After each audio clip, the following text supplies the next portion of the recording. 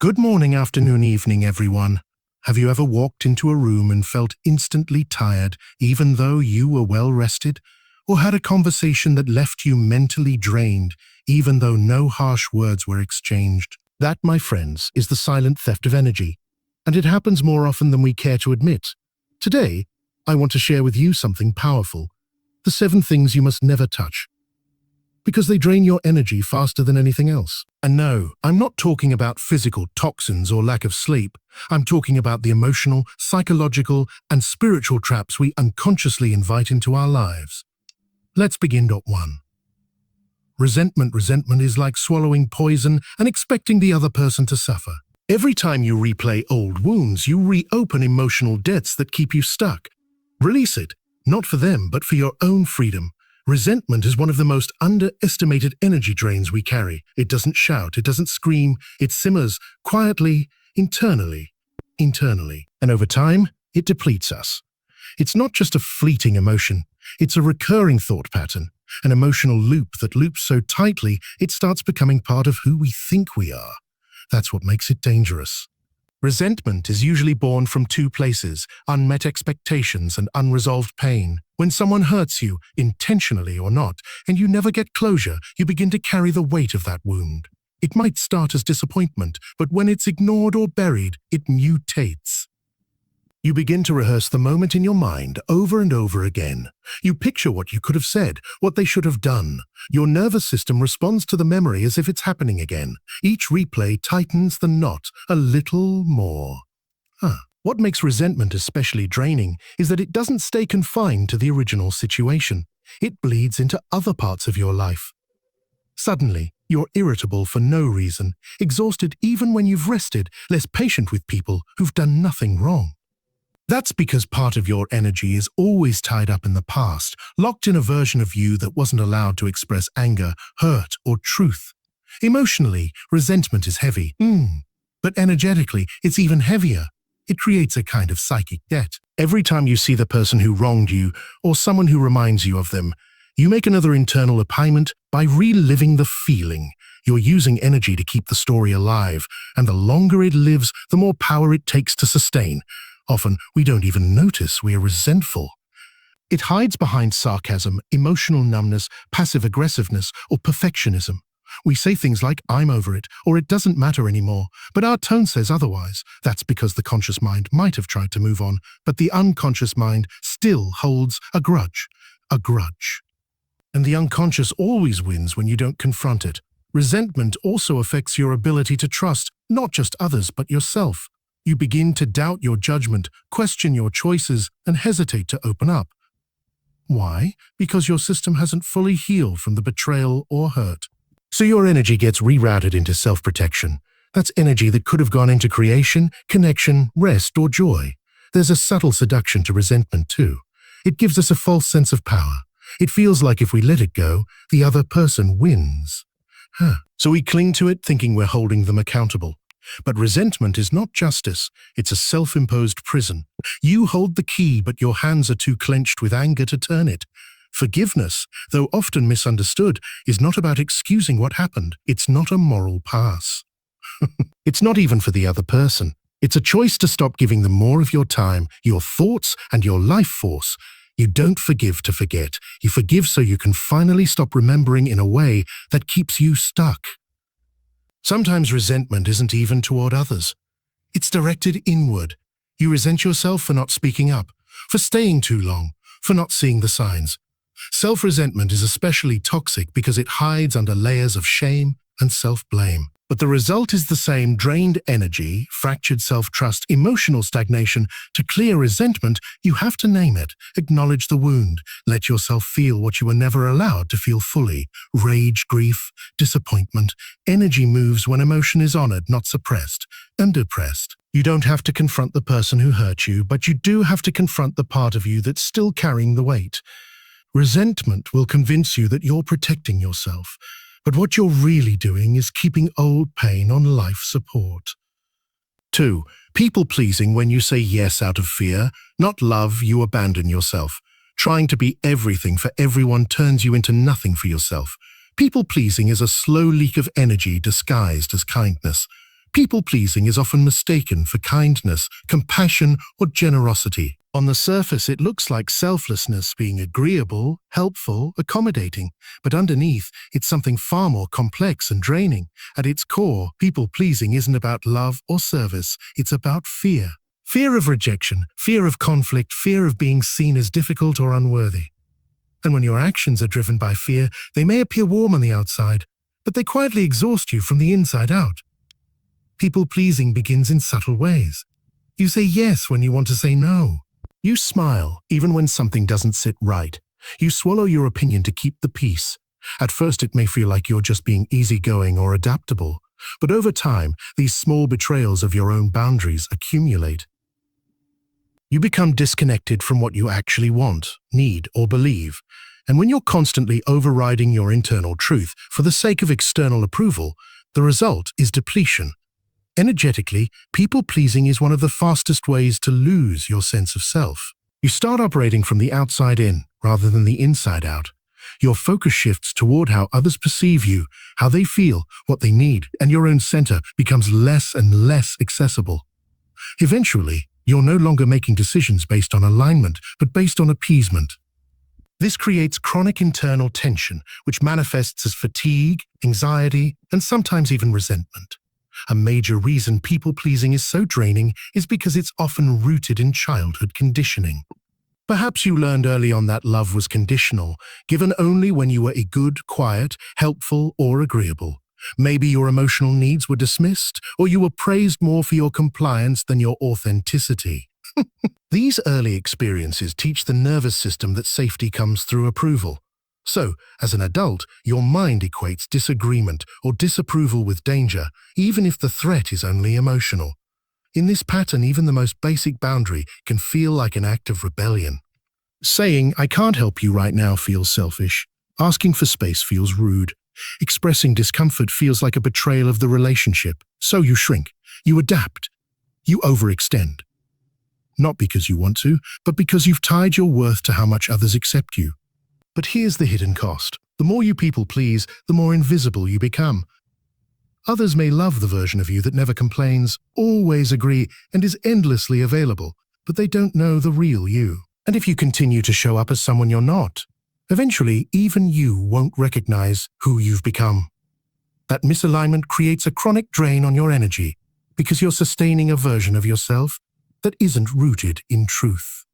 People-pleasing is also unsustainable because it creates one-sided relationships. You end up giving more than you receive.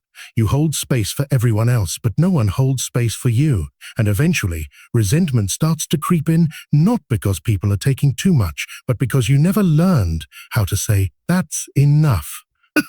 You burn out not from giving, but from giving without balance. This pattern can also distort your perception of love and worth. You begin to believe that affection must be earned through performance. That being needed is the same as being valued. But constantly proving your value is an exhausting loop. True connection doesn't require constant justification. If it does, it's not connection, it's dependency in disguise. One of the most draining aspects of people-pleasing is that it disconnects you from your no, and your no is sacred. It's your internal compass that protects your energy, your time, your values. Without it, you're open to manipulation, burnout, and identity erosion. Each time you silence it for the sake of harmony, you chip away at your inner strength. 3. Fake relationships, you know the kind. Performative, surface-level connections that demand your presence but not your authenticity. Every interaction becomes a performance, and performance is exhausting. Fake relationships are one of the most deceptive and subtle energy drains in our lives. They often look functional on the surface. There may be laughter, shared memories, frequent communication, even inside jokes. But underneath it all, there's a quiet misalignment, a hollow space where authenticity should live. Fake relationships aren't always toxic in the obvious sense. Eva's sense. Sometimes they're polite, familiar, even warm. That's what makes them hard to detect and harder to walk away from. What defines a fake relationship isn't necessarily malice or manipulation. It's the absence of real connection. It's the unspoken rule that you have to be someone else to stay in it. You have to filter your words, hide your discomfort, play a role. And every time you do that, you're spending emotional energy to maintain a version of yourself that isn't whole. These relationships are often built on convenience, familiarity, or shared history, not mutual respect or emotional safety. You stay because it's easier than facing the discomfort of distance. You engage out of habit rather than desire. Over time, these interactions feel more like obligations than genuine connections. You smile when you're supposed to, nod in agreement, and say you're fine even when you're not. All of that pretending takes effort. It pulls energy away from your emotional reserves and uses it to maintain a facade. Fake relationships also operate on unspoken contracts. You're expected to stay agreeable. You're expected to not bring up uncomfortable truths. You're expected to keep things light, surface level, easy. The moment you try to bring depth, express vulnerability, or reveal a part of yourself that doesn't fit the narrative, you're met with defensiveness, silence, or subtle withdrawal. That's when you realize the relationship was never built to hold your full truth. And yet, instead of letting go, many people double down, trying to mold themselves into a version that fits. The emotional labor of fake relationships is immense. You monitor your tone, your opinions, your reactions. You suppress your needs to avoid being a too much. You replay conversations in your head to make sure you didn't say something that could be taken the wrong way. This hyper-awareness is draining. It keeps your nervous system in a low-grade state of alert, always bracing for subtle rejection or judgment. One of the most painful aspects of fake relationships is how lonely they feel, even when you're not alone. You can be surrounded by people, included in plans, invited to events, and still feel like no one really sees you. That disconnect creates emotional fatigue because part of you is constantly reaching for something that never arrives, genuine understanding. And yet, despite all this, many of us hold on. Why? Because fake relationships often mirror old emotional patterns. Maybe you grew up in a family where love was performative or conditional.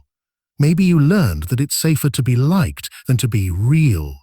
So you repeat those dynamics in adulthood, not because they feel good, but because they feel familiar.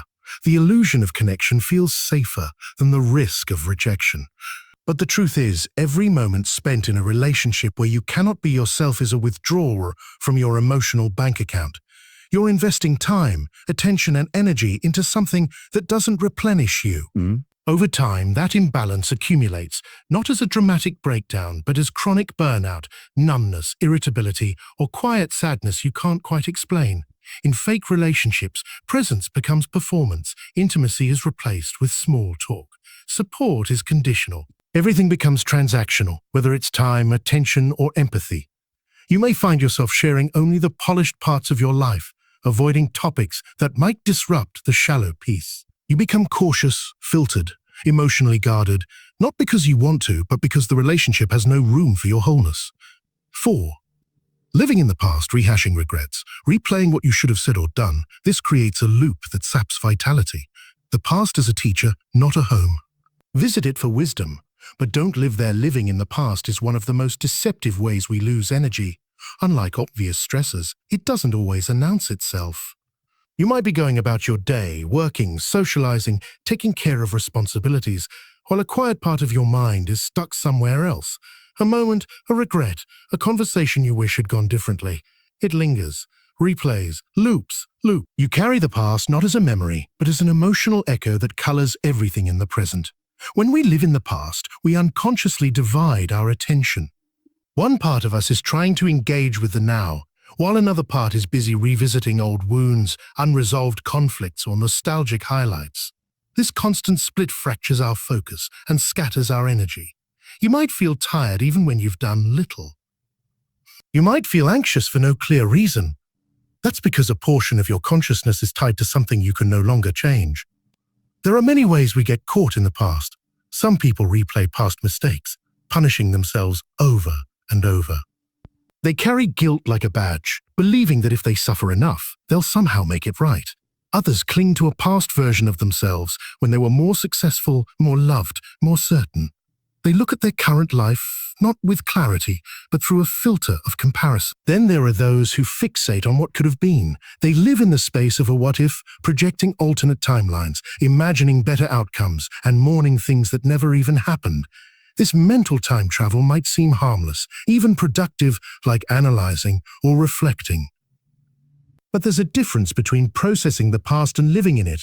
Processing has an endpoint. It's intentional, reflective, and ultimately freeing.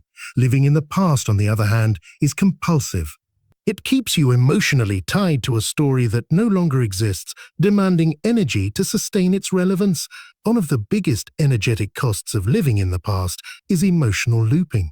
When you revisit a painful event, your nervous system can't always distinguish memory from reality. It responds as if the threat or loss is happening again. Heart rate increases, muscles tense, thoughts spiral. You're pulled into the emotional charge of something that should have been released.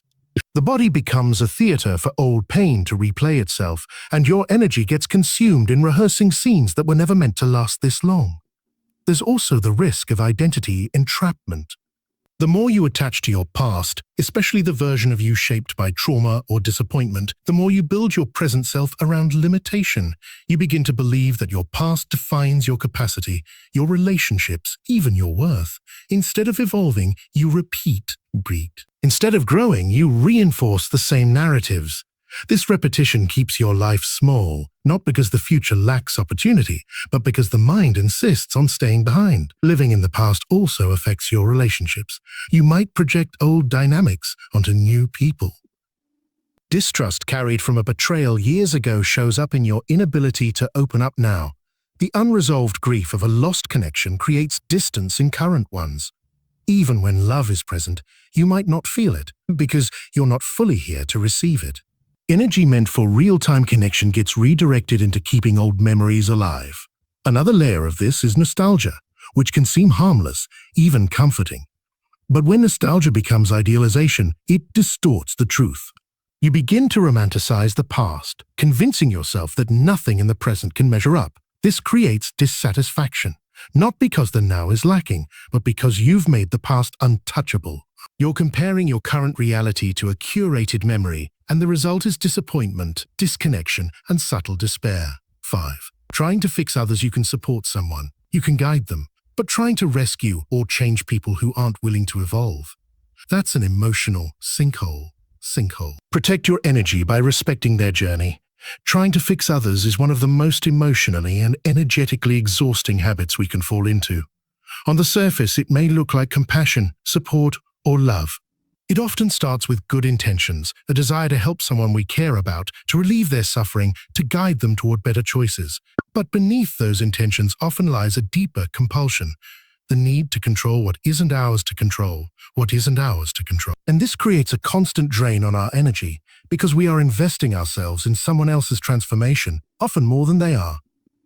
There's a fundamental misunderstanding in the urge to fix, the belief that we are responsible for someone else's growth, that if we just say the right thing, show enough patience, or give enough chances, the other person will finally change. This is rarely the case. Real change is an inside job. No one evolves because someone else begged them to. People grow when they are ready, when they're willing to face themselves, and when they choose it, not when someone else insists it's time. When you step into the fixer role, you start carrying emotional weight that was never meant for you. You overanalyze their decisions, worry about their potential, strategize how to reach them. You anticipate their needs, soften the consequences of their behavior, and sometimes even silence your own truth to avoid upsetting them. Slowly, your life becomes centered around their healing, their moods, their evolution. This dynamic may feel like love, but in practice, it often leads to codependency, burnout, and self-neglect. What makes this dynamic especially draining is that it tends to be one-sided. You pour energy into someone who may not even be asking for it, or who resists it entirely. You make sacrifices in the hope that they'll wake up or get better, but you rarely receive the same level of investment in return. Over time, this imbalance creates resentment. You begin to feel used, unappreciated, or invisible, not because the person is inherently malicious, but because you've been trying to take responsibility for their inner world while neglecting your own. Trying to fix others can also be a distraction. It's easier to focus on someone else's brokenness than to confront our own. By immersing ourselves in someone else's struggles, we avoid sitting with our own pain, patterns, or unmet needs. The fixer identity can become a shield. One that keeps us feeling needed, valuable, even virtuous, while preventing us from doing the deeper work within ourselves. There's also a kind of emotional arrogance that comes with the fixing mentality. It assumes that we know what's best for someone else, that our timeline should be theirs, that our insight is the missing piece. But true growth can't be forced. When we try to rush someone's process, we can actually delay their development. They may become dependent on our support instead of learning to trust themselves, and we, in turn, become resentful caretakers instead of authentic partners, friends, or loved ones. Often, the people who most feel the need to fix others are those who grew up in environments where they were made to feel responsible for other people's emotions. Maybe, as a child, they had to keep the peace in a chaotic home, manage a parent's moods, or take care of siblings emotionally. That pattern becomes internalized. Love means sacrifice, connection means control, and care means constantly monitoring others. As adults, this shows up as overfunctioning in relationships, always being the one to initiate healing, manage conflict, or hold things together. Over time, this pattern becomes exhausting. You find yourself emotionally depleted, confused about your role, and unsure where you end and the other person begins. You begin to measure your worth by how much you can fix or help, instead of by how authentically you can show up. And in the process, your own needs, boundaries, and identity begin to fade into the background. 7. Wearing a mask pretending to be fine when you're not. Smiling when you're exhausted. Being agreeable to avoid conflict. These masks become cages, and keeping them on all the time. That's soul-deep fatigue. Ignoring your intuition is one of the quietest yet most powerful ways you drain your energy. Intuition isn't loud.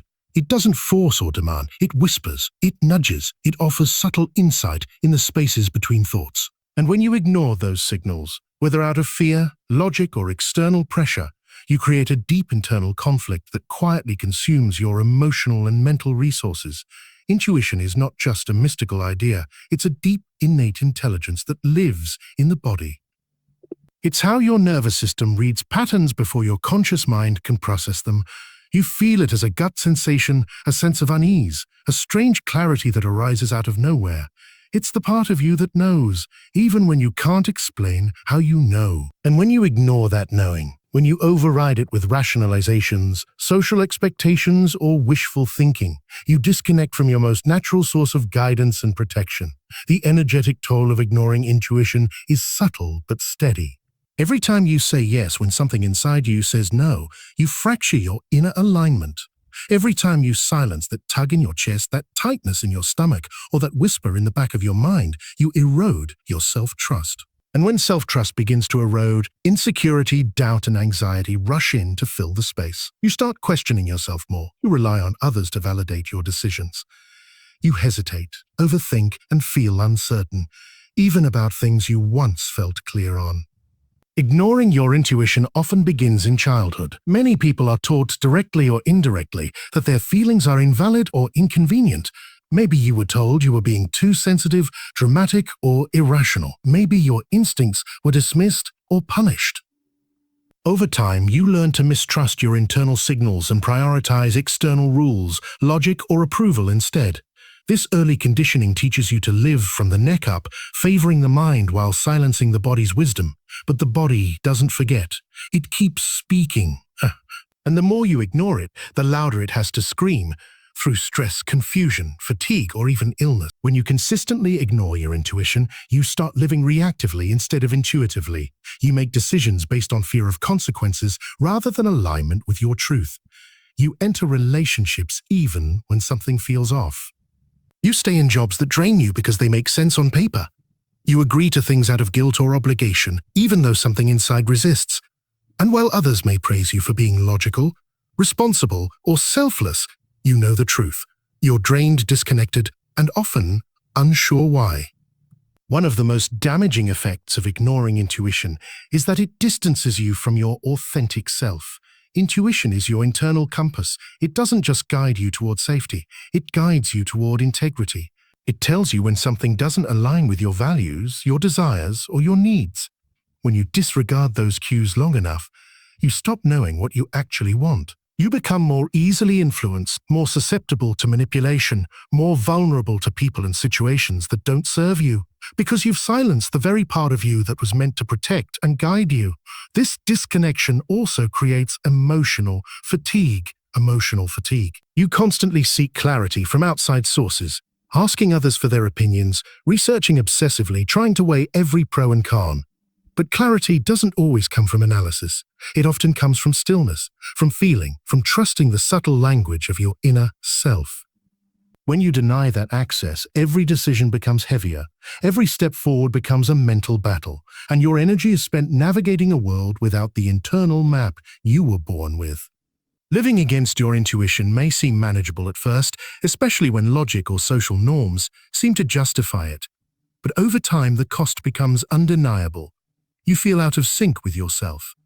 You begin to sense that something is always slightly off, even if you can't name it. You feel emotionally drained, not from what you're doing, but from what you're avoiding, the truth that's been trying to speak through you all along.